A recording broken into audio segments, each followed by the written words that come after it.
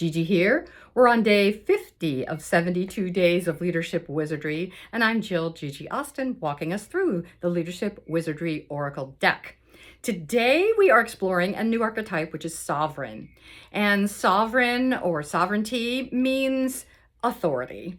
And sovereignty can mean self-authority, like we are a self-governing municipality, or in our own case, we are deploying self-authority. And we are on the challenge card, which in this case is about control. That makes sense, right? And really what we're doing here is how do we move from control to making room for empowerment and feeling empowered, or for others to feel empowered as well. So how do we make room for that? So I like to think of this card as the one where I might stand with my fists tight.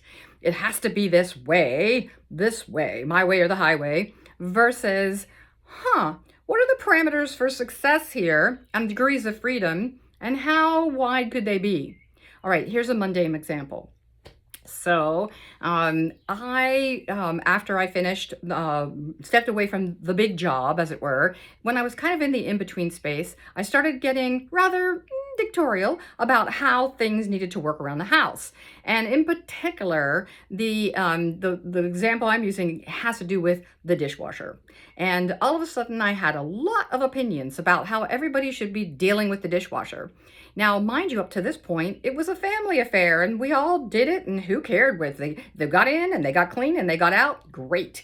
But suddenly I started to really want to have control of the situation. And I think might have been one of my kids that was like, "Mom, really? These are getting clean. What else do you want?" And so it made me realize that I was trying to, I was just really trying to control the situation. So when this happens, a good question to ask yourself is, are there degrees of freedom that are available to you about how you're talking to others, but also talking to yourself? Kind of wider parameters. They say there's 3 trade-offs when you're making decisions. Often it's about, is it the low cost option? Is it the high quality option? Or is it the fast option? And what of those, you get 2 of the 3. So what is the priority? The other thing to keep in mind is to really ask yourself, what is the bottom line? In my case, it was safety, and, that meant cleanliness. All right, so the question again, empowerment versus control.